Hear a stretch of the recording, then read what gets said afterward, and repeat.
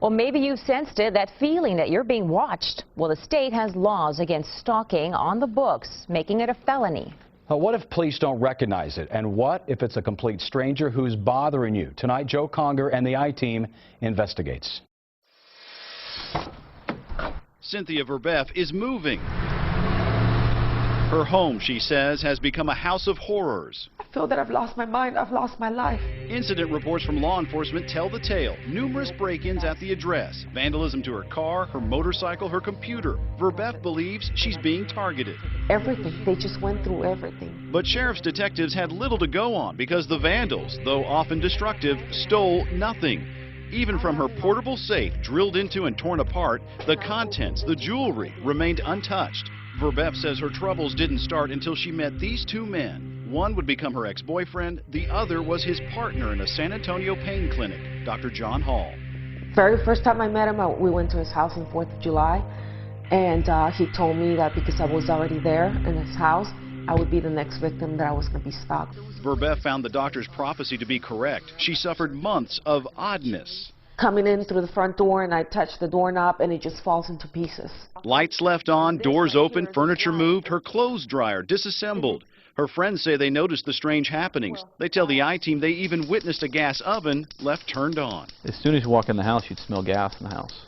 So the whole house smelled from gas.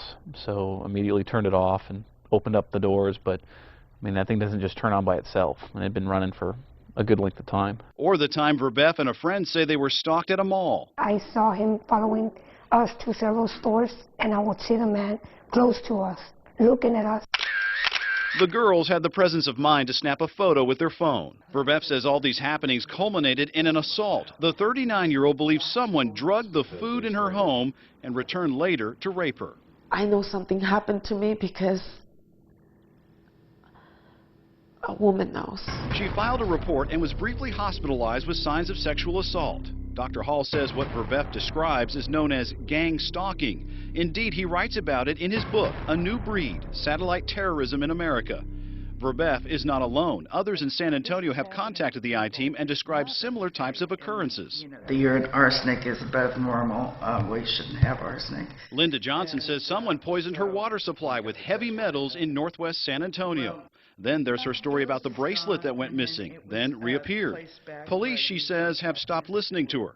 And like Verbeff, she too believes she's been sexually assaulted, although she never filed a police report. I've gone to doctors many times, and I've been to the Rape Crisis Center for counseling, yes. Many of these so-called victims of what Hall describes as gang stalking meet up on the internet, finding comfort and information from others who say they too suffer from electronic stalking, mind control, and even rape. Loosely defined, gang stalking is where organized groups target and harass unwilling victims to the point of paranoia, leaving the victims to deal with skeptical family members and skeptical law enforcement. This isn't stalking done by a former spouse or former boyfriend or someone that's disgruntled at you, but stalking that's being done by total strangers in an organized fashion. And some internet links take you here to the book mentioned earlier, written by Dr. John Hall. The book is fact. It's not a book of fiction. What I've wrote about is an isolated story here in San Antonio. Dr. Hall says it is a story about himself and the harassment and rapes his ex-girlfriends allegedly suffered beginning in 1996. Dr. Hall believes the people behind it are well-organized operatives using government satellite technology to terrorize him and other victims. All voicing the same complaints: organized stalking, weird electronic disturbances going on in their homes. Most of the women are complaining of drugging and sexual assault. So it's a big national problem. Verbeff bought the book, and what she read, she says, caused her stomach to turn, because within the chapters in the story, she found similarities to her own situation. I pulled out the book and I started reading, and I'm like, oh my God, it's exactly what's happening. It's like turning the pages of your own story.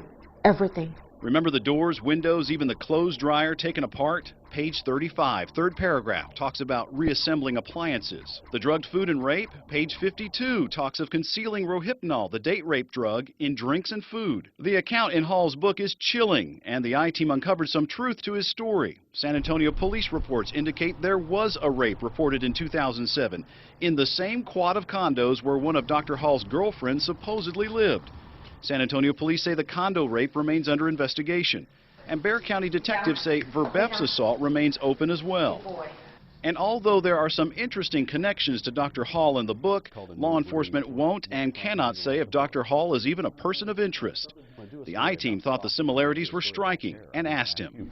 Could you, in fact, be the person that's creating this mess for these women? And that's actually one of the reasons why I got out of my ex-fiance's life, to make sure that they weren't victimizing her in order to get at me. Dr. Hall says he's been targeted by the same groups. There's mention in the book of a conspiracy by the criminals and by fellow doctors. Dr. Hall says the Texas Medical Board retaliated against him for uncovering the gang stalking. The I-Team confirmed one local hospital suspended Dr. Hall's clinical privileges for 2 months in 2006. In 2007, the Texas Medical Board ordered 2 mental evaluations of Dr. Hall. The first came back normal, but a second evaluation found a probable delusional disorder and ordered psychiatric treatment. And in 2008, Hall's license was suspended, this time when he tested positive for cocaine. In the book, he explains the operatives drugged him with cocaine periodically. Dr. Hall's medical license has since been reinstated. If you look nationwide, almost everyone that complains of this eventually gets sent to a psychiatrist. The psychiatrists don't look into the technology. They don't do any research into whether or not any of this is possible. With his book published, Dr. Hall is taking his message nationally. He's appeared on cable TV shows. Thank you so much, Dr. Hall. Late night radio. And our guest tonight, Dr. John Hall. And even has his own radio program in the works. There have been several people in my midst, obviously, that have been victimized, but if you look at it on a larger scale, it is a national problem as well. Dr. Hall says the problem is gang stalking, seeking to victimize innocent women and sully his reputation for exposing them. For the I-Team, Joe Conger, Kens5, Eyewitness News. Dr. Hall's belief is that we all face some sort of terrorism in our lives that is mostly unseen and deadly. He contends criminals are tapping into our government surveillance systems to gain access to our lives and minds. As for the alleged rapes mentioned in that story, no one has been charged, but both San Antonio Police and Bexar County Sheriff's deputies say they continue to investigate.